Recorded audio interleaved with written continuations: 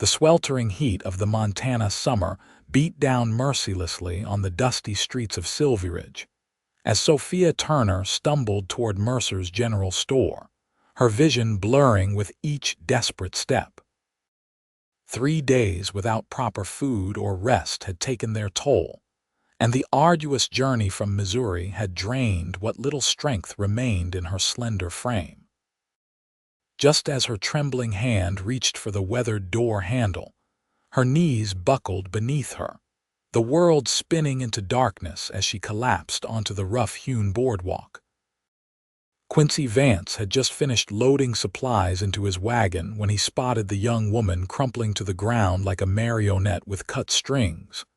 In 3 long strides, the tall cowboy reached her side, his calloused hands gentle as he knelt beside her unconscious form.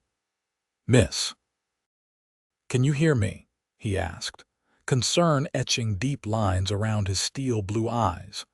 When she didn't respond, he carefully gathered her into his arms, her weight alarmingly slight against his broad chest. As her eyelids fluttered weakly, revealing disoriented hazel eyes, he offered her a reassuring smile. "You don't have to stand anymore," he said softly. "I've got you now." The year was 1878, and Sylvie Ridge, Montana, was still a frontier town rough around the edges but growing steadily as the railroad expanded westward. Quincy had built a modest but prosperous cattle ranch 5 miles outside town, while Sophia had arrived with nothing but the clothes on her back and a desperate need to escape her past. Quincy carried Sophia into the store, the bell above the door jangling as he shouldered his way inside. The shopkeeper's wife, Martha Mercer, gasped at the sight. "Good heavens! What happened?" she exclaimed, hurrying from behind the counter. "Found her collapsing outside. She needs help," Quincy explained, his voice resonating through the store. Martha cleared a space on a bench near the back of the store. "Lay her down here. Poor thing looks half-starved." As Quincy gently placed Sophia on the bench, her eyes fluttered open again. Confusion and fear flashed across her face as she tried to scramble upright. "Easy now," Quincy soothed, his hand steadying her shoulder. "You're safe here." "Water," she whispered, her voice barely audible. Martha was already returning with a cup. "Here, dear, small sips." Sophia's hands trembled so violently that Quincy had to help her hold the cup. As she drank, color slowly returned to her pale cheeks. "Thank you," she murmured, her eyes darting nervously around the store. I don't have money to pay you for the water." Martha waved away her concern. "Nonsense. Water's free for those who need it." Quincy studied the young woman carefully. Her clothes were travel-worn but of good quality, suggesting she hadn't always lived in poverty. There was an educated lilt to her voice despite its weakness, and her hands, though dirty from travel, showed no signs of lifelong hard labor. "I'm Quincy Vance," he introduced himself. "I've got a ranch outside of town." "Sophia," she replied hesitantly. "Sophia Turner." "Where are you headed, Miss Turner?" Martha asked, already preparing a plate of bread and cheese from her own lunch. Sophia's eyes dropped to her lap. I'm not certain. I came west looking for work." "Alone?" Quincy couldn't hide his surprise.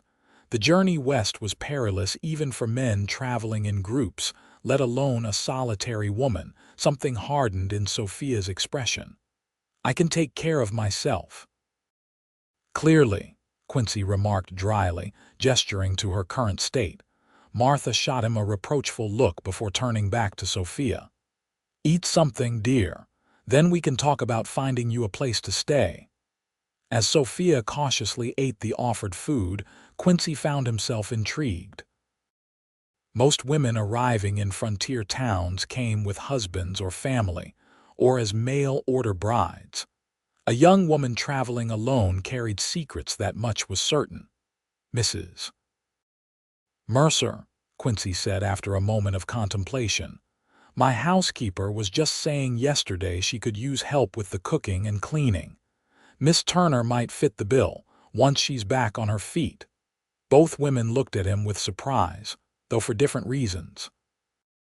Martha seemed pleased at his unexpected generosity, while Sophia's expression was guarded, suspicious. "I don't need charity," Sophia said stiffly. Quincy crossed his arms. "It's not charity, it's a job offer. Room, board, and wages. Mrs. Holloway is getting on in years and needs the help." His eyes narrowed slightly. "Unless you've got better prospects lined up." Sophia held his gaze for a long moment before looking away. "No, I don't." "Then it's settled. You'll come to the ranch once you're strong enough to travel." He tipped his hat to Martha. "I've got to finish my errands. I'll check back in an hour to see how she's doing." As Quincy turned to leave, Martha called after him. "That's a good thing you're doing, Mr. Vance." He shrugged uncomfortably. "Just practical, Mrs. Mercer, just practical." But as he stepped back into the scorching afternoon sun, Quincy wondered what had possessed him to make such an impulsive offer. Something about Sophia Turner's determined dignity, despite her desperate circumstances, had touched something inside him, something he'd thought long buried after the tragedy that had left him alone in the world. Little did he know that his spontaneous act of kindness would change both their lives forever. Over the next hour, Martha helped Sophia clean up in the store's back room, providing a basin of water, soap, and even a spare dress that belonged to her daughter. "It might be a bit large," Martha apologized as she handed over the faded blue calico, "but it's clean and whole." "You're too kind," Sophia said, genuine gratitude in her voice. "I don't know how to repay you." Martha patted her hand. "Just get better, dear. And perhaps you might tell me what brings a young lady like yourself all the way out here alone. You don't have to share if you don't wish to, but I've found that burdens are lighter when shared." Sophia's fingers twisted nervously in the fabric of the borrowed dress. I needed a fresh start. "Away from St. Louis." "Trouble?" Martha asked gently. "You could say that." Sophia's voice grew hard. "My stepfather arranged a marriage for me, to a man 3 times my age who had already buried 2 wives. When I refused," she swallowed hard, "he made it clear I had no choice in the matter." Martha's face softened with understanding. "So you ran." "I had to. The wedding was set for the next day." Sophia's chin lifted defiantly. "I may not have much, Mrs. Mercer, but I do have the right to choose my own fate." "Indeed you do, child, indeed you do." Martha squeezed her hand. "Well, it seems the good Lord has provided you with a way forward. Mr. Vance is a fair employer by all accounts." "Why would he help a stranger?" Sophia asked suspiciously. Martha considered this. "Quincy Vance keeps to himself mostly, but he's a decent man. Lost his wife and child to fever about 5 years back. Hasn't been the same since, but he runs an honest ranch and treats his workers fairly." Sophia absorbed this information silently. A widower with a tragic past made more sense than a random act of kindness. Perhaps he truly did need help for his housekeeper. By the time Quincy returned, Sophia looked markedly improved. The clean dress hung loosely on her frame, highlighting how thin she'd become during her journey, but her face was washed, her auburn hair neatly braided, and she stood without swaying. Quincy nodded approvingly. "Feeling better, I take it?" "Yes, thank you," Sophia replied formally. "Mrs. Mercer has been very kind. If you're ready, we should head to the ranch. It's a 5-mile ride, and I'd like to get back before dark." Despite her newfound steadiness, Sophia paled slightly at the thought of traveling again so soon. Quincy noticed her hesitation. "Unless you need another day to recover," he offered. "The hotel, no," she interrupted quickly. The determination returned to her eyes. "I can manage." Martha pressed a small bundle into Sophia's hands. "Some food for the journey, and come visit when you're settled."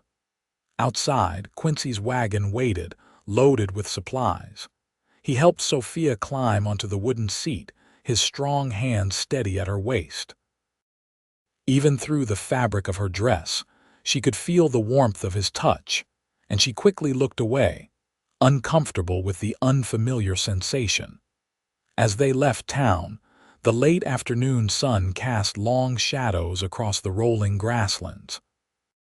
Mountains loomed in the distance, their peaks still capped with snow despite the summer heat.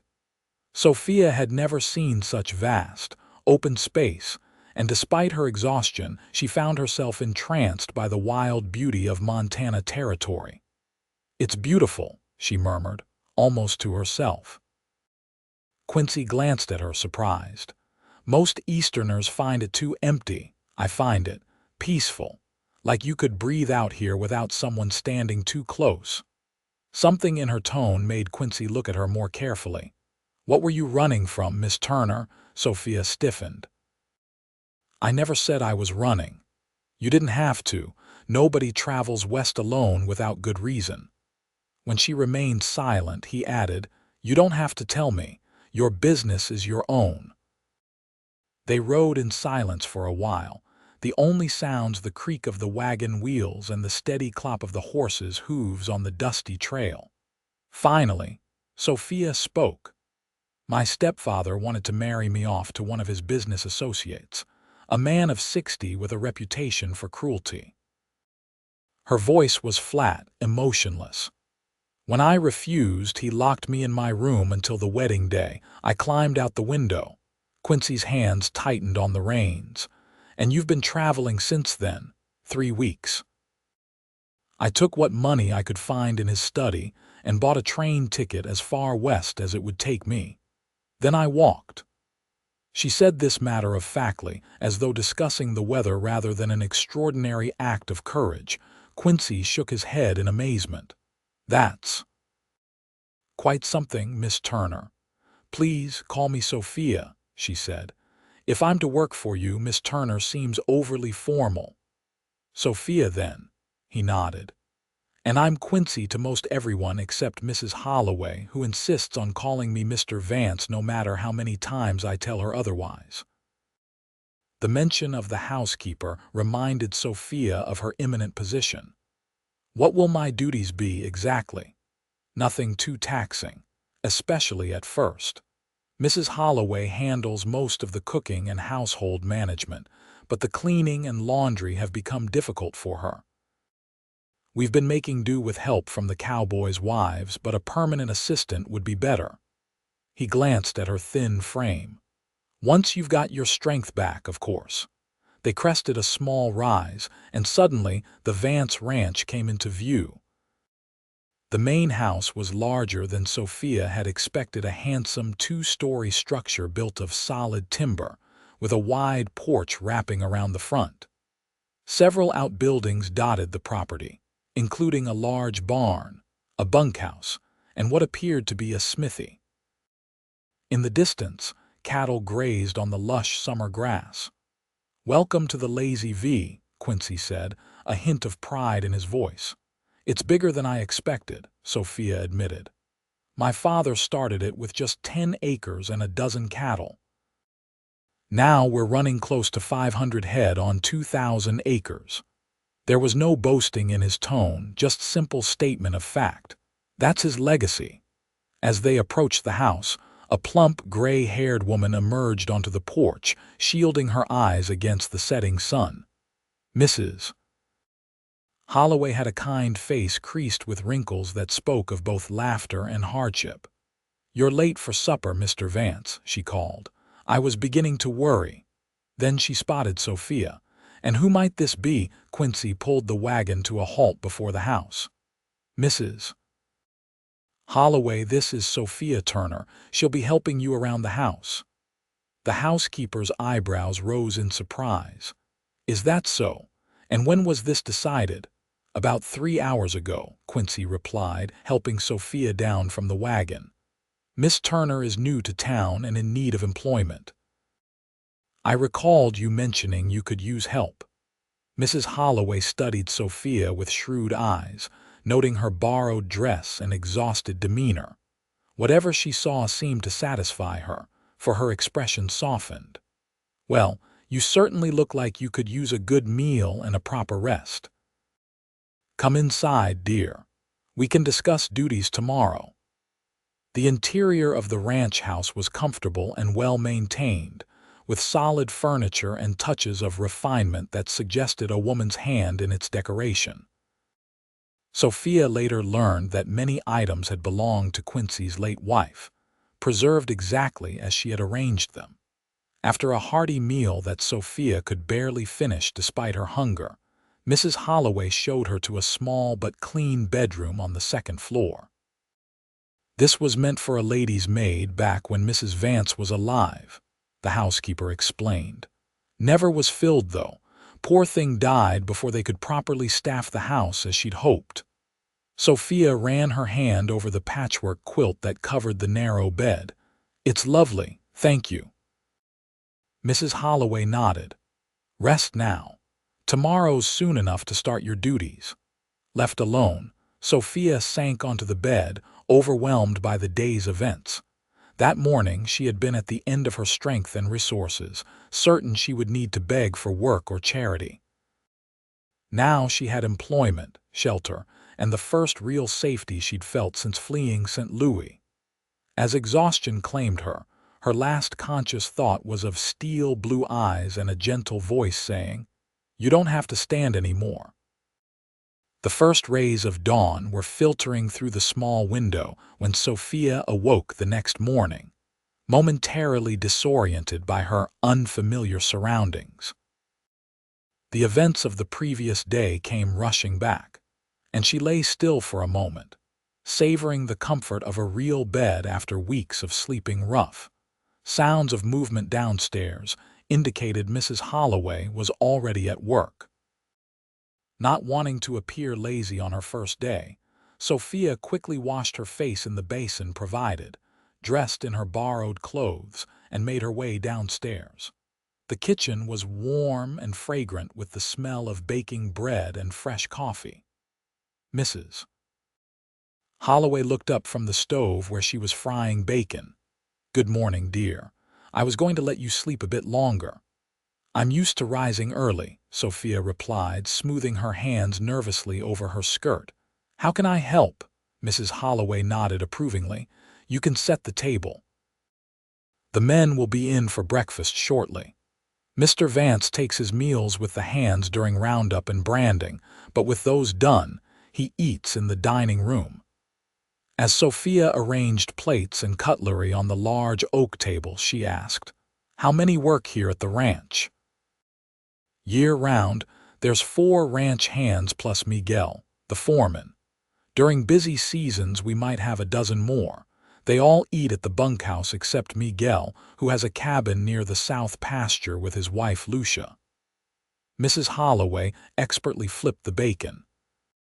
"Lucia helps with washing and mending for the men, but she's expecting their 3rd child, so she's been resting more." Sophia absorbed this information, building a mental picture of the ranch's operation. It was larger and more organized than she'd initially thought, suggesting Quincy Vance was a successful rancher indeed. As if summoned by her thoughts, the back door opened and Quincy entered, already dressed for the day in a clean chambray shirt, denims, and well-worn boots. His dark hair was damp from washing and his face freshly shaved. He stopped short at the sight of Sophia. "Miss Turner, good morning." He seemed surprised to see her up and about. "I trust you slept well." "Very well, thank you. And please remember it's Sophia." She felt oddly self-conscious under his direct gaze. He nodded. "Sophia, Mrs. Holloway treating you right?" "Of course I am," the housekeeper interjected. "Now sit down, both of you, before the food gets cold." Breakfast was a simple but hearty affair: fried bacon, eggs, fresh bread with preserves, and strong coffee. Quincy ate with the efficient movements of a man accustomed to hard physical labor, while Sophia found herself still too nervous to do more than pick at her food. "You need to eat," Quincy observed, Can't regain your strength otherwise. Sophia forced herself to take another bite of egg. I'm still getting used to regular meals again. A shadow crossed his face. How long were you on the road? 3 weeks, give or take. The train took me as far as Cheyenne. After that, I traveled with a wagon train for a while, then on foot when we parted ways. Quincy's fork paused halfway to his mouth. You walked from Wyoming to Montana, alone, parts of it. Sophia didn't elaborate on the fear she'd felt traveling alone through unfamiliar territory, or the nights she'd spent hiding from strangers whose intentions she couldn't trust. You're either very brave or very desperate, Quincy said finally. Both, I suppose. Sophia met his eyes steadily. But I'm here now, and I intend to earn my keep. Mrs. Holloway, who had been listening silently, nodded with approval. That's the spirit, girl. Now, Mr. Vance, what are your plans today? Will you be taking lunch here or out with the men? I'll be checking the north fences with Miguel, so we'll take something with us. He rose from the table. Sophia, take today to rest and learn the routine from Mrs. Holloway. No need to push yourself too quickly. After he left, Mrs. Holloway showed Sophia around the house, explaining her duties. There were 6 bedrooms upstairs, the master bedroom, which had been Quincy's since his wife's death. Sophia's small room, 3 guest bedrooms that rarely saw use, and Mrs. Holloway's room. Downstairs comprised the kitchen, dining room, a formal parlor, Quincy's study, and a comfortable sitting room where he spent most evenings. The house isn't difficult to manage with 2 of us, Mrs. Holloway explained. You'll help with cleaning, laundry, and some cooking. I handle the marketing and household accounts, though Mr. Vance reviews everything monthly. Despite Quincy's instructions that she take it easy, Sophia insisted on helping with the morning chores. By midday, she had assisted in washing the breakfast dishes, sweeping the downstairs rooms, and starting a batch of bread dough. Mrs. Holloway watched her with increasing approval. You've worked in a household before, the older woman observed. Sophia nodded as she kneaded the dough. My mother taught me household management before she died. After my father remarried, my stepfather deemed such work beneath my station, but I always preferred being useful to sitting idle with embroidery. Your stepfather sounds like a fool, Mrs. Holloway remarked bluntly. Good hands and a willing spirit are worth more than fancy airs any day. Sophia smiled, warming to the straightforward housekeeper. I believe I'm going to enjoy working with you, Mrs. Holloway. Likewise, girl, likewise. The days fell into a comfortable rhythm. Sophia grew stronger with regular meals and rest, and within a week, she was handling her share of the household duties without difficulty. Mrs. Holloway, initially wary of an unknown woman suddenly appearing in her domain, quickly came to appreciate Sophia's work ethic and pleasant company. Quincy was often absent during daylight hours, occupied with the countless tasks required to run a successful ranch. When present at meals or in the evenings, he was unfailingly polite but somewhat distant, treating Sophia with the same reserved courtesy he might show any employee. Yet sometimes she would catch him watching her with an unreadable expression, his eyes quickly shifting away when she noticed. These moments left her feeling strangely unsettled, aware of him not just as her employer, but as a man, a realization she tried to dismiss as inappropriate and unwelcome. 2 weeks after her arrival, Sophia was hanging laundry in the side yard when she heard the sound of approaching horses. Looking up, she saw Quincy riding in with Miguel, the foreman. Both men looked grim, and Quincy was holding his left arm awkwardly against his body. Mrs. Holloway. Sophia called, hurrying toward them. Something's happened. The housekeeper appeared on the porch as Quincy dismounted stiffly, his face tight with pain. Miguel offered an arm for support, which Quincy ignored. I'm fine, he insisted. Just took a fall when my horse stepped in a gopher hole. His shoulder is dislocated, Miguel explained to the women. I tried to put it back, but he needs Dr. Bennett. Nonsense, Quincy growled. I don't need a doctor for a simple dislocation. Sophia stepped forward, studying his arm with a critical eye. If it's dislocated, it needs to be reset properly before swelling makes it worse. Without waiting for permission, she moved closer.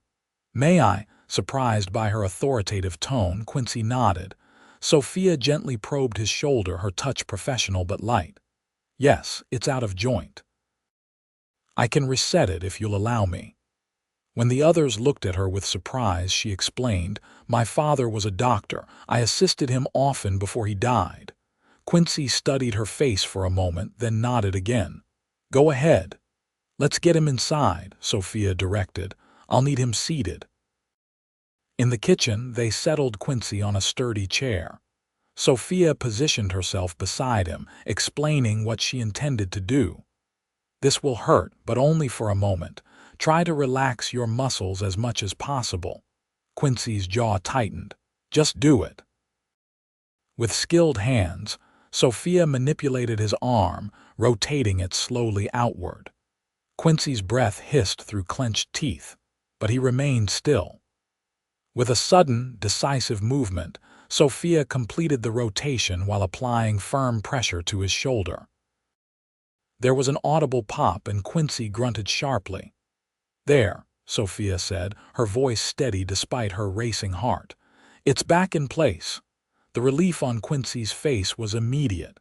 Thank you, he said, cautiously testing the movement of his arm. You'll need to keep it immobilized for a few days, Sophia instructed. I can fashion a sling, and you should use cold compresses to reduce swelling. Mrs. Holloway was already retrieving clean linen for a sling. I'll get some ice from the springhouse. Miguel looked impressed. You have skilled hands, Miss Turner. We are fortunate you were here. After they had Quincy settled with his arm properly supported, Miguel took his leave to inform the other hands that their boss would be fine. Mrs. Holloway busied herself preparing a special dinner to help with the healing, leaving Sophia and Quincy alone in the sitting room. Where did you learn to do that? Quincy asked, studying her with new interest. Sophia sat across from him, folding her hands in her lap. As I said, my father was a physician in St. Louis. He believed women were perfectly capable of understanding medicine and insisted on teaching me. I assisted him with many procedures, including setting dislocations and simple fractures. Your father sounds like an unusual man. He was. A wistful smile crossed her face. Progressive in his thinking, kind in his manner. When he died of pneumonia 5 years ago, I lost more than a father. I lost my teacher and my champion. And then your mother remarried, Sophia nodded. A year later. Edward Fletcher was a business associate of my father's, wealthy, respected, and, as it turned out, determined to mold me into his idea of a proper society daughter. Her voice hardened. He made it clear that medicine was an unsuitable interest for a young lady, and my father's books and instruments disappeared from our home. Quincy's expression darkened. And then he tried to marry you off to his elderly friend. Business associate, Sophia corrected. The marriage would have secured a lucrative partnership. My feelings on the matter were irrelevant. No wonder you ran. Quincy shifted, wincing slightly as the movement jarred his shoulder. No one has the right to sell another human being, no matter how they dress it up as duty or propriety. His vehemence surprised her. Many would say a father or stepfather has the right to arrange a daughter's marriage. Many would be wrong, Quincy said flatly. My own father taught me that a person's worth isn't determined by their sex or station, but by their character and actions. He glanced around the room, his eyes settling on a small portrait on the mantel, a pretty blonde woman holding an infant. My wife felt the same. It was the first time he had mentioned his wife directly to Sophia, though Mrs. Holloway had shared the basic facts of the tragedy. Mrs. Holloway told me what happened, Sophia said gently. I'm very sorry for your loss. Quincy's expression closed off. It was a long time ago. But 5 years wasn't so very long, Sophia thought, not when you'd lost both wife and child in one cruel stroke of fate. Would you like me to read to you? She offered, changing the subject. It might help pass the time while you're confined to rest. Something in Quincy's expression softened. That would be nice, thank you. From that day forward, something shifted in their relationship. The reserved courtesy remained, but underneath it grew a cautious friendship. Each evening, after dinner and chores were complete, Sophia would read aloud while Quincy listened, sometimes offering comments or questions that led to conversations stretching late into the night. They discovered shared interests in literature and history, and Sophia was surprised to learn that Quincy subscribed to several scientific journals and maintained a respectable library in his study. He, in turn, was impressed by her knowledge of medicine and her quick mind.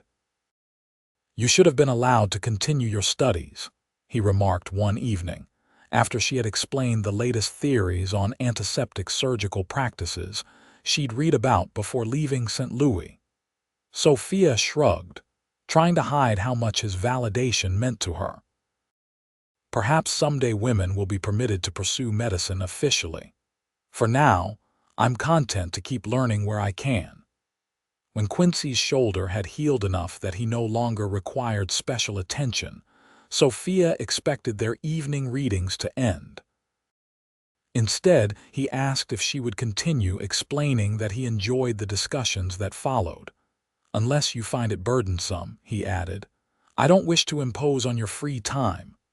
Not at all, Sophia assured him, perhaps too quickly. I enjoy it as well. Summer faded into autumn, bringing with it cooler days and spectacular displays of color in the aspens that dotted the hillsides. The routine of the ranch shifted with the seasons. Hay was cut and stored. Cattle were moved to lower pastures, and preparations began for the coming winter. Sophia found herself increasingly content with her new life. The hard work suited her practical nature, and the beautiful surroundings never failed to lift her spirits. Mrs. Holloway had become almost motherly toward her, while the ranch hands treated her with a respect that bordered on protective. And then there was Quincy. Their evening conversations had become the highlight of Sophia's days, a time when she felt most alive and engaged. She told herself it was simply the pleasure of intellectual companionship, something she had sorely missed since her father's death. Yet she couldn't deny the flutter in her chest when Quincy smiled at one of her observations, or the warmth that spread through her when their hands accidentally touched as she passed him a book. Such feelings were dangerous and inappropriate, she reminded herself sternly. He was her employer, still mourning a wife he had clearly adored, and she had sworn after escaping her stepfather's machinations that she would never allow herself to be vulnerable to a man's control again. Yet despite her rational arguments, Sophia found herself noticing little details about Quincy, the way the corner of his mouth quirked up when he was amused but trying to hide it, how his eyes crinkled at the corners when he laughed, the gentle way he handled injured animals or spoke to the children of his workers. One crisp October afternoon, Sophia was in town with Mrs. Holloway, purchasing supplies for the coming winter. As they loaded their purchases into the wagon, a commotion further down the street caught their attention. A crowd had gathered outside the telegraph office where a man was posting a notice. "What's happening?" Sophia asked a passerby. "Train robbery," the man replied. "About 50 miles east. Telegraph lines were cut, but a rider just brought news. They're organizing a posse." Heart pounding, Sophia made her way closer to read the notice. The description of the robbers was vague: 3 or 4 men, faces covered, well armed. But what sent ice through her veins was the additional note. St. Louis Detective William Hargrove arrived yesterday seeking information on a missing woman, Sophia Turner, age 22, auburn hair, hazel eyes. Substantial reward offered for information leading to her recovery. Sophia stumbled backward, nearly colliding with Mrs. Holloway. "What is it, child?" "You're white as a sheet. We need to leave," Sophia whispered. Now, back in the wagon, her hands trembled so violently she could barely hold the reins. "Mrs. Holloway took them from her without comment, waiting until they were well outside town before asking gently, "Do you want to tell me what that was about?" Sophia stared straight ahead, her voice hollow. "My stepfather has sent someone to find me. A detective, I take it." "Hargrove isn't a real detective. He's Fletcher's head of security, a brutal man who handles problems for my stepfather." Sophia's throat tightened with fear. "If he's here, he won't stop until he finds me." Mrs. Holloway was quiet for a long moment. "Does Mr. Vance know the full story of why you left St. Louis?" "No." Sophia shook her head. "I told him about the arranged marriage, but not everything." "Then perhaps it's time you did," the housekeeper said firmly. "Quincy Vance is a good man and he has influence in these parts. If anyone can help you, he can." That evening, after dinner, Sophia asked Quincy if they might speak privately. In his study, with the door closed for privacy, she forced herself to tell the complete truth. "My stepfather, Edward Fletcher, is one of the wealthiest men in St. Louis," she began. "When he married my mother, I was 17. At first, he seemed merely strict, disapproving of my interest in medicine, insistent on proper social behavior. After my mother died 2 years later, he became controlling." Quincy listened silently as she continued. "He monitored my correspondence, restricted my movements, and eventually announced I would marry his business partner, Victor Ramsay. When I refused, he—" Sophia's voice faltered. "He locked me in my room and informed me that the wedding would proceed regardless of my wishes. He said that, as my guardian, he had the legal right to determine my future, and that Ramsay had agreed to tame my willful nature." Anger flashed in Quincy's eyes, but he remained silent, allowing her to continue. "The night before the wedding, I overheard Fletcher and Ramsay discussing their arrangement. My marriage was part of a business deal. Fletcher would gain a significant interest in Ramsay's shipping company, while Ramsay would receive a substantial dowry and me." She swallowed hard. "Ramsay specifically mentioned his plans to break me of my inappropriate interests and ensure I provided him with an heir as quickly as possible." "So you escaped," Quincy supplied, his voice tight with controlled fury. Sophia nodded. "I took what money I could find in Fletcher's study, about $200, and climbed out my window using knotted bedsheets. I caught the westbound train the next morning and didn't look back." She met his gaze directly. "I'm not sorry for taking his money. I considered it fair payment for what he stole from me after my father died." "You've nothing to apologize for," Quincy assured her. Then, carefully, "But why are you telling me this now?" "Because William Hargrove is in Silveridge." Sophia watched his face for recognition. "He works for my stepfather. He's not a real detective, though he's presenting himself as one. He's here to find me and take me back to St. Louis." Quincy stood abruptly, pacing the small confines of his study. "Can Fletcher legally compel your return? You're of age."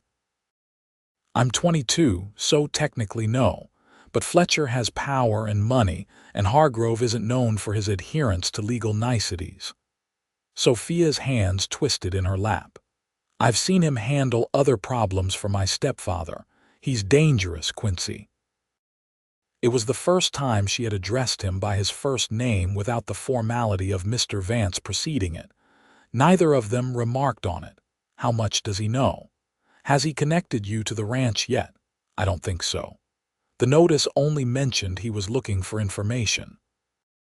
Quincy stopped pacing, his decision apparently made. Then we have time to prepare. First thing tomorrow, I'll ride into town and speak with Sheriff Davis.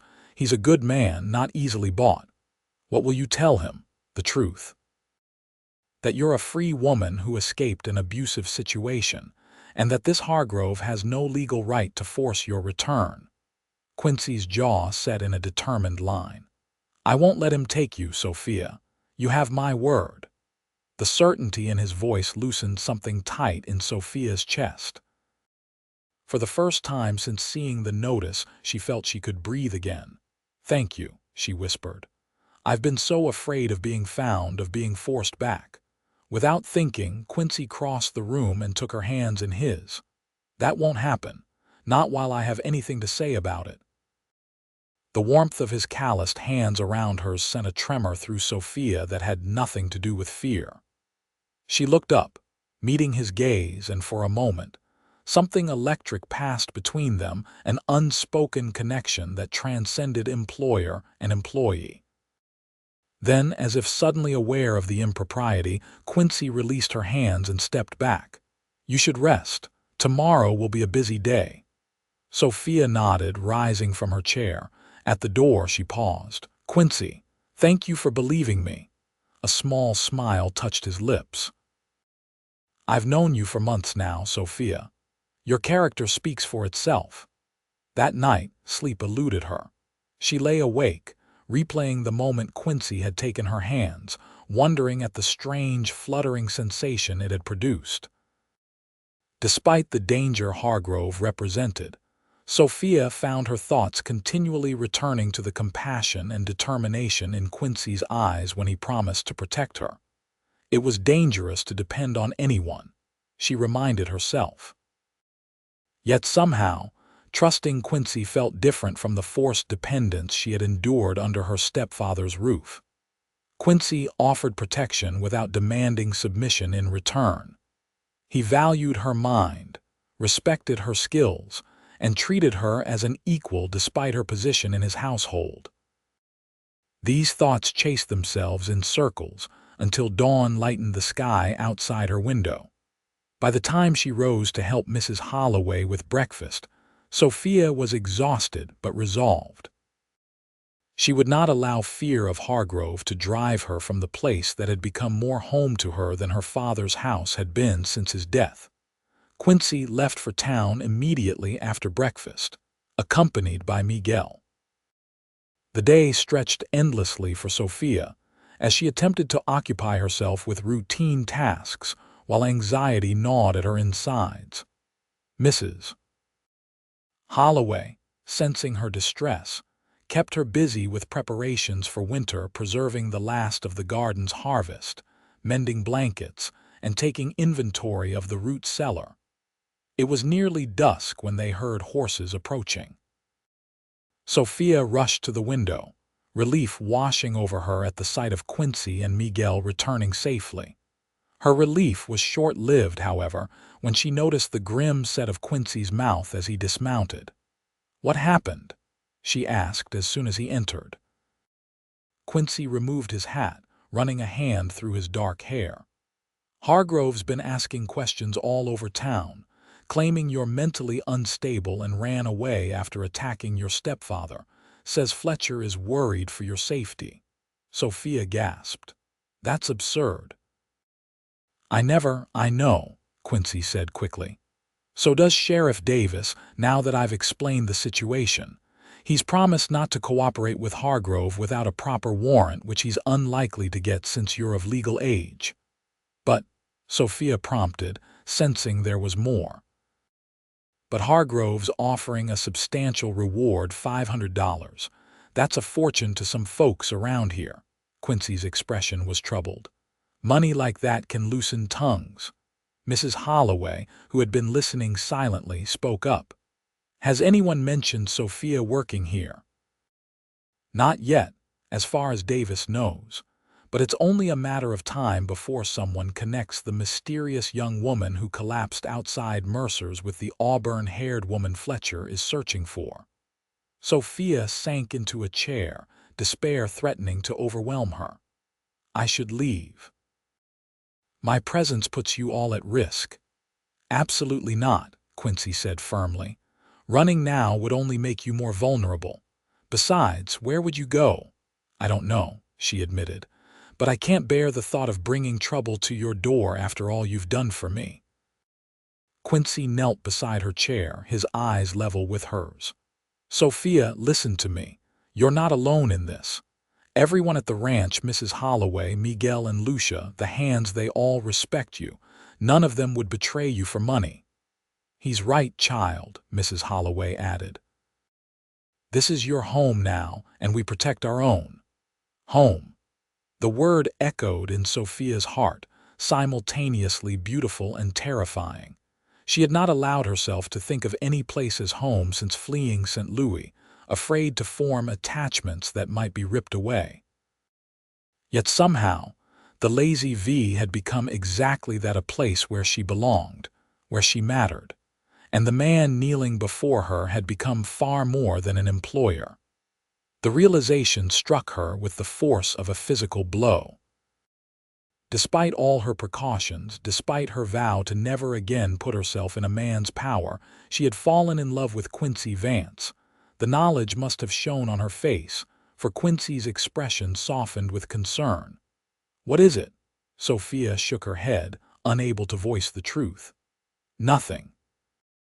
I'm just grateful. Over the next few days, the ranch continued its normal routines, but with added precautions. Quincy arranged for one of the hands to be in town daily, watching Hargrove's movements and reporting back. Miguel and his eldest son took turns patrolling the ranch boundaries at night, alert for intruders. Sophia rarely left the immediate vicinity of the house, focusing on indoor tasks to avoid being spotted by anyone who might pass on the main road. The enforced confinement chafed, reminding her too much of her last days in her stepfather's house, but she understood the necessity. Their evening reading sessions continued, though often with Miguel or Mrs. Holloway present as well, discussing strategy or sharing news from town. Sophia missed the quiet intimacy of their previous conversations, but told herself it was for the best. Her newly acknowledged feelings for Quincy were a complication neither of them needed, especially now. A week after Hargrove's arrival in Silveridge, the first snow fell, a light dusting that melted by noon but heralded the coming winter. That evening, as they sat by the fire after dinner, Miguel brought troubling news. Hargrove was asking about the ranch today, he reported. Specifically about any new employees Quincy might have hired in recent months. Quincy's face hardened. Who was he asking? Tom Jenkins at the livery. Tom didn't tell him anything useful, but Hargrove seemed very interested when Jenkins mentioned you had hired a new housekeeper's assistant. Sophia's hands trembled in her lap. He's closing in. He still has no proof you're here, Quincy reminded her. And now that snow is coming, the roads will soon be difficult. He can't stay in Silveridge all winter. Unless he finds what he's looking for, Sophia said quietly. 2 more days passed without incident. Then, as Sophia was helping Mrs. Holloway prepare dinner, they heard the sound of an approaching buggy. Peering cautiously through the curtains, Sophia's blood ran cold. William Hargrove sat in the driver's seat, his hulking figure unmistakable even at a distance. It's him, she whispered, backing away from the window. He's here. Mrs. Holloway moved with surprising speed for her age, ushering Sophia toward the back stairs. Go to your room and lock the door. Don't come out until Mr. Vance or I fetch you. From her bedroom window, Sophia watched as Hargrove tied his horse to the hitching post and approached the house. He was exactly as she remembered, tall and broad-shouldered, with a heavy jaw and small, calculating eyes. Even from this distance, his presence radiated menace. Mrs. Holloway answered his knock. Though Sophia couldn't hear their exchange, the housekeeper's rigid posture suggested she was not welcoming. After a brief conversation, Mrs. Holloway closed the door, but Hargrove remained on the porch, looking around the property with a predatory gaze. A few minutes later, Quincy rode in from the pastures, clearly alerted by one of the hands.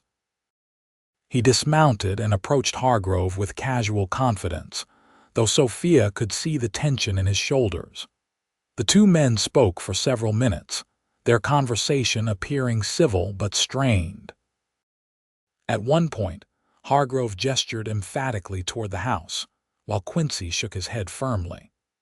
Finally, Quincy extended his arm toward Hargrove's buggy in a clear dismissal. For a moment, Hargrove didn't move, and Sophia feared he might refuse to leave. Then, with obvious reluctance, he returned to his vehicle and drove away. Only when he was out of sight did Sophia release the breath she'd been holding. A soft knock at her door made her start. "Sophia, it's me," Quincy called. "He's gone." She unlocked the door with shaking hands. "What did he want?" "To search the house." Quincy's jaw was tight with anger. "Said he had reliable information that you were here." "Did he say who told him?" "No, but I have my suspicions. Pete Bradley was in town yesterday. He used to work for us but was fired for stealing. He'd know about Mrs. Holloway having a new assistant." Sophia pressed a hand to her forehead. "What did you tell Hargrove?" "That he was welcome to return with a proper search warrant signed by a judge, but until then my property was private." Quincy's expression softened. "He has no legal standing, Sophia. Remember that." "Legal standing hasn't stopped him before," she replied bitterly. "Fletcher pays him to get results, not to follow the law." That night, Sophia barely slept, starting at every sound outside her window. When she did drift off, her dreams were haunted by Hargrove's cold eyes and her stepfather's cruel smile. The next morning brought a heavier snowfall, thick flakes swirling from a leaden sky. By midday, several inches covered the ground, and Quincy announced that the hands would bring the remaining cattle down from the high pastures ahead of schedule, anticipating a harsh storm. "I'll be gone overnight," he told Sophia and Mrs. Holloway. "Miguel will stay behind with 2 men to keep watch on the house." Sophia nodded, fighting an irrational surge of fear at the thought of Quincy leaving, even briefly. "Be careful." I've weathered plenty of early snowstorms," he assured her with a small smile. "We'll be fine." After Quincy departed with most of the ranch hands, the house felt eerily quiet despite Mrs. Holloway's attempts to maintain normalcy. They prepared a hearty stew for dinner, and Miguel joined them at the table, his presence reassuring despite the growing howl of wind outside. "Storm's picking up," he observed. "Good thing the boss got the men moving early." Mrs. Holloway nodded. "They'll likely shelter in the line cabin tonight if it gets too bad." Sophia tried to focus on her meal, but anxiety gnawed at her appetite. Something felt wrong, a premonition she couldn't shake, despite the rational part of her mind dismissing it as mere nerves. They were clearing the dinner dishes when they heard the distant but unmistakable sound of approaching horses, multiple sets of hooves crunching through snow. Miguel moved to the window, his hand dropping instinctively to the revolver at his hip. "3 riders," he reported tersely. "One is Hargrove." Sophia's heart stuttered. "Who are the others?" "Can't tell in this snow, not our men." He turned to Mrs. Holloway. "Get Miss Turner upstairs. Lock yourselves in and don't come out." "No," Sophia said firmly. "I won't hide while you face danger on my account." Miguel's expression was grave. "Miss Turner, these men, I know exactly what these men are capable of," she interrupted, "which is why I won't leave you to face them alone." Before Miguel could argue further, heavy pounding sounded at the front door. Mrs. Holloway crossed herself quietly. "This is private property, Hargrove," Miguel called through the door. "The boss isn't here." "Open up, Mexicano," a harsh voice replied. "We're not here for Vance. We know the Turner woman is inside. Mr. Fletcher wants his daughter returned home safely." "I am not his daughter," Sophia said, her voice carrying despite its softness. "And I left of my own free will." "Miss Sophia is mentally unwell," Hargrove called back, his tone falsely concerned. "Her stepfather is worried sick. Just let us take her home where she belongs, and no one needs to get hurt." Miguel positioned himself in front of Sophia, his stance protective. "Leave now, or I'll be forced to defend this house and its occupants." A new voice joined the conversation, cold, amused. "One Mexican against 3 armed men. Those are poor odds, friend." Mrs. Holloway moved quietly to the gun cabinet, removing Quincy's shotgun with practiced hands. She checked that it was loaded before positioning herself near the back door. "They'll try to come in from both sides," she murmured. Sophia felt strangely calm, her earlier fear replaced by a cold determination. "I won't go back," she said. "Not alive." The pounding at the door intensified. "Last chance," Hargrove shouted. "Open up or we're coming in." When no response came, there was a moment of tense silence. Then a tremendous crash as something heavy slammed against the door. The wooden frame groaned but held. "The windows," Miguel warned, moving to position himself where he could see both the front and side of the house. A second crash against the door was followed by the sound of breaking glass from the kitchen. Mrs. Holloway raised the shotgun, aiming at the back door. "Sophia," Miguel said urgently, "upstairs. Now barricade yourself in a room." This time she obeyed, racing up the stairs as the front door finally splintered open. The sounds of struggle erupted below Miguel's shout. A gunshot. Mrs. Holloway's voice raised in anger in Quincy's study. Sophia locked the door and dragged a heavy bookcase in front of it. Her heart pounded painfully in her chest as more gunshots sounded from downstairs, followed by a cry of pain she recognized as Miguel's voice. "Search upstairs," Hargrove bellowed. "She's here somewhere." Heavy footsteps pounded up the stairs.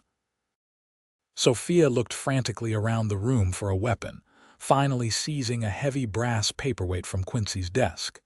It wasn't much against guns, but she wouldn't be taken without a fight. The doorknob rattled as someone tried to open it. "She's in here," a voice called. "Door's locked." "Break it down," Hargrove ordered. The first impact against the door made the bookcase shudder. Sophia backed toward the window, calculating her chances of survival if she jumped from the second story. Better to risk broken bones than return to St. Louis and a fate worse than death. The second impact shifted the bookcase several inches. The third would likely move it enough for them to force entry.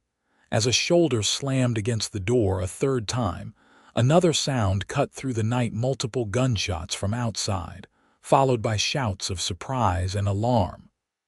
"What the hell?" Hargrove's voice was confused, then angry. "Thompson, see what's happening." More gunfire, closer now. A man screamed in pain. Then a voice Sophia recognized with dizzying relief. "Hargrove, this is Vance. Your men are down and you're surrounded. Come out with your hands up." Silence from the hallway, then footsteps retreating rapidly toward the stairs. "The law's on my side, Vance," Hargrove shouted. "I've got papers saying the woman's unstable. Her father wants her home." "Stepfather," Quincy's voice corrected, closer now. "And those papers aren't worth the ink they're printed with. Sophia Turner is a free woman of legal age. Now drop your weapon and come out or we start shooting." For a tense moment, Sophia thought Hargrove might fight. Then she heard the clatter of a gun being tossed down. "This isn't over," Hargrove growled. "Fletcher will come himself if he has to." "Then he'll meet the same reception you did," Quincy replied coldly. "Miguel, you all right?" Just a graze, the foreman's voice answered, though it sounded strained with pain. Mrs. Holloway, I'm fine. They didn't expect an old woman to know how to use a shotgun.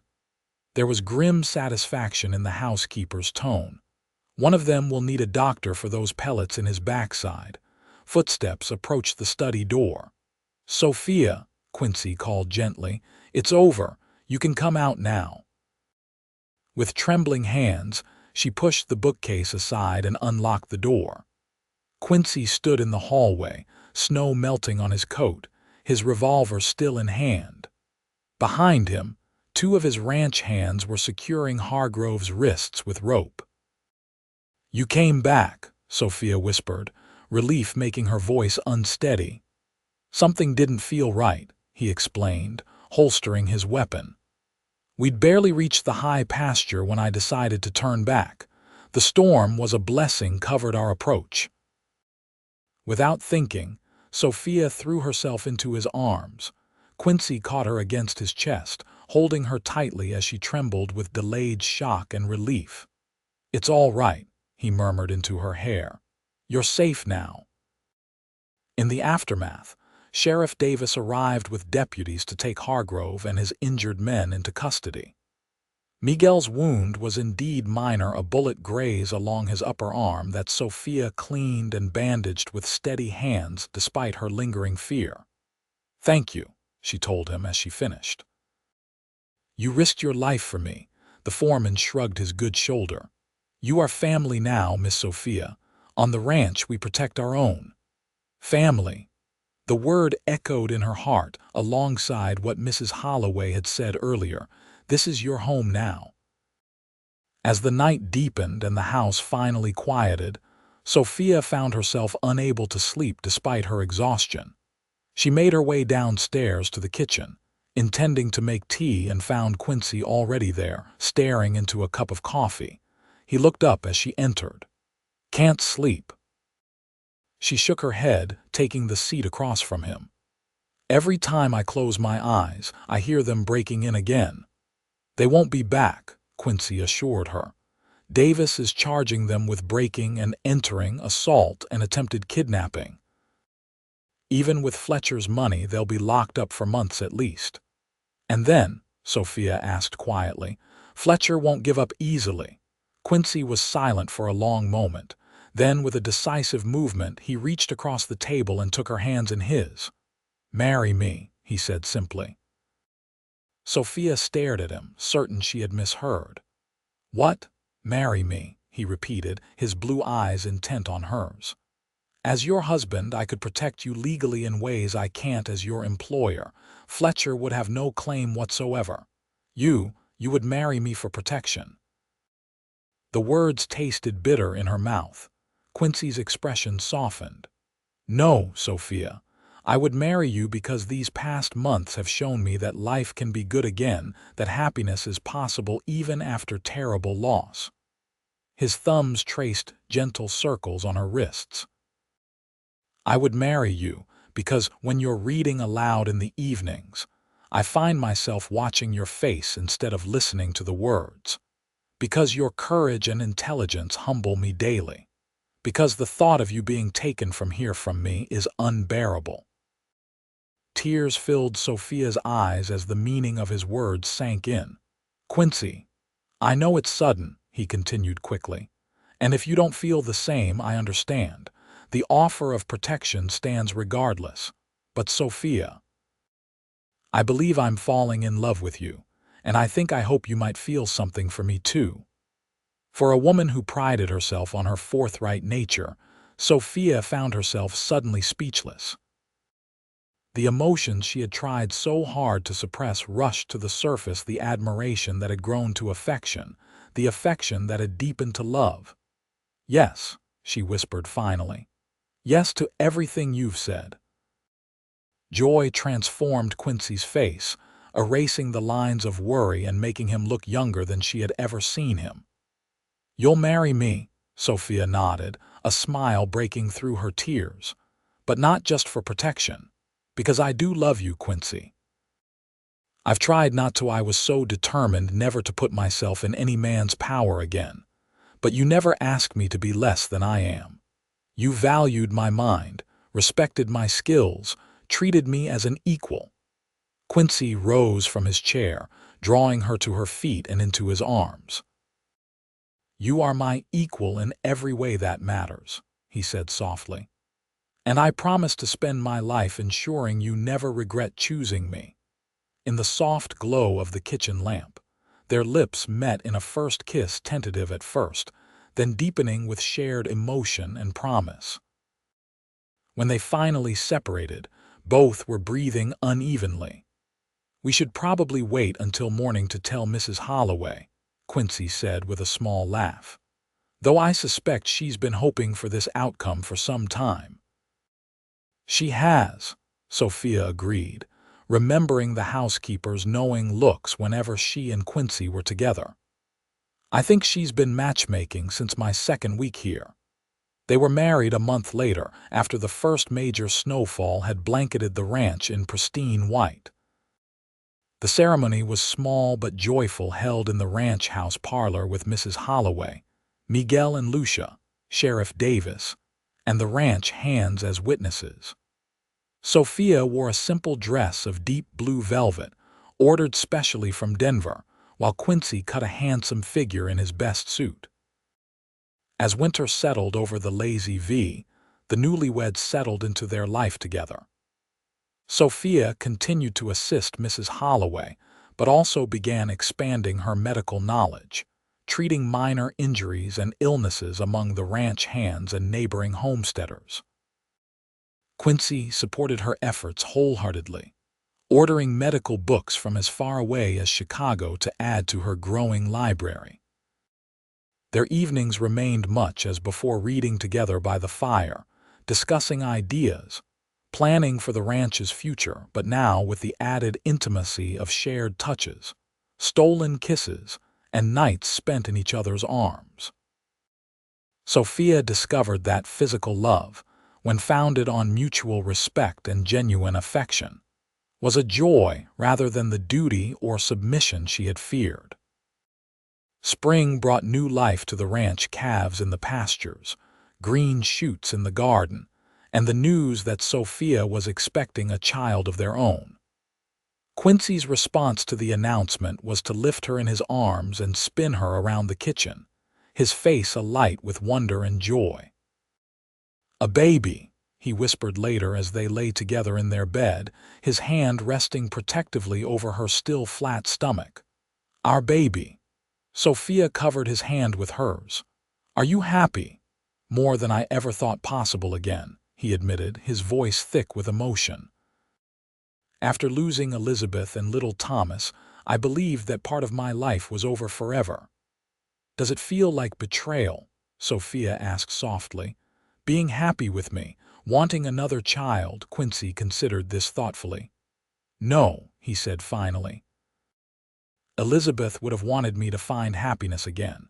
She was never one to hold grudges or expect suffering as proof of devotion." He brushed a tender kiss against Sophia's temple. "Loving you doesn't diminish what I felt for her. The heart has an infinite capacity for love. It expands rather than divides." As summer approached, a letter arrived from St. Louis that momentarily shattered their peace.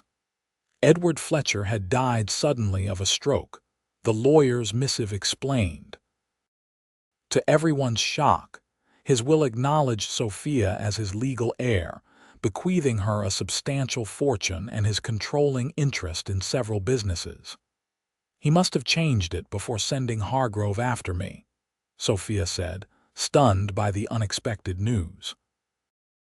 "Perhaps as a way to lure me back if Hargrove succeeded." Quincy frowned over the legal documents. "What will you do? Return to claim your inheritance?" Sophia rested her hands on her growing belly, considering the question carefully.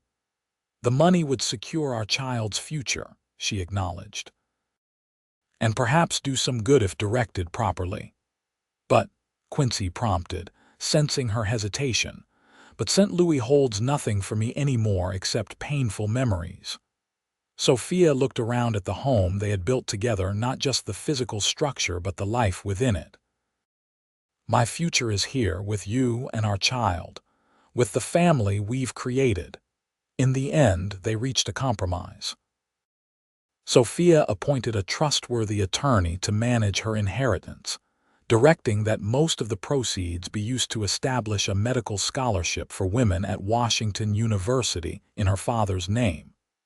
A smaller portion was invested to provide for their child's education and to improve the ranch. A fitting legacy, Quincy approved when the arrangements were complete. Your father would be proud. On a golden afternoon in late September 1879, Sophia gave birth to a daughter they named Catherine Rose Vance. Catherine for Quincy's mother, Rose for Sophia's. Mrs. Holloway, acting as midwife with assistance from Dr. Bennett, pronounced both mother and child perfectly healthy. When the others had left and Quincy was finally allowed to enter the bedroom, he approached the bed with reverent steps. Sophia sat propped against pillows, their daughter cradled in her arms. The sight of them together, his wife's tired but radiant face, their child's tiny features peaceful in sleep, brought unexpected tears to Quincy's eyes. "She's perfect," he whispered, perching carefully on the edge of the bed. Sophia smiled up at him. "Would you like to hold her?" With gentle hands, Quincy gathered his daughter into his arms, marveling at her miniature fingers, the soft wisps of dark hair, the perfect bow of her mouth. "Hello, Catherine," he murmured. "I'm your pa." As if responding to his voice, the baby's eyes fluttered open, revealing irises of deep blue that would eventually darken to match her father's. Quincy's breath caught in his throat. "She knows you already," Sophia said softly. Looking from his daughter to his wife, Quincy felt a sense of completion he had never expected to find again after the tragedies of his past. Here in this room was everything that mattered, everything worth fighting for, worth living for. "Thank you," he said, his voice rough with emotion. Sophia reached out to touch his cheek. "For what?" "For collapsing outside Mercer's store," he replied with a smile. "For allowing me to help you. For staying even when it was dangerous. For loving me." Sophia's eyes glistened with unshed tears. "I should be thanking you. You said I didn't have to stand anymore, that you had me. And you did. You do." "Always," Quincy promised, leaning forward to kiss her gently. "For as long as we both shall live." In the years that followed, the Vance family thrived. Catherine was joined by a brother, James, 2 years later, and eventually by another sister, Emma. The Lazy V expanded to become one of the most prosperous ranches in the territory, known not only for its fine cattle, but also for the medical care Sophia provided to neighboring ranchers and homesteaders. The makeshift infirmary she established in what had once been the formal parlor became a vital resource for the community. With Quincy's full support, Sophia continued her medical education through correspondence courses and visits from physicians passing through the area. While never formally recognized as a doctor, her skills and knowledge earned her respect throughout the region. Their love, born in a moment of crisis, and nurtured through shared challenges and quiet moments alike, deepened with each passing year. They weathered the hardships that frontier life inevitably brought: harsh winters, droughts, economic downturns, with the same strength and unity that had carried them through their earliest trials.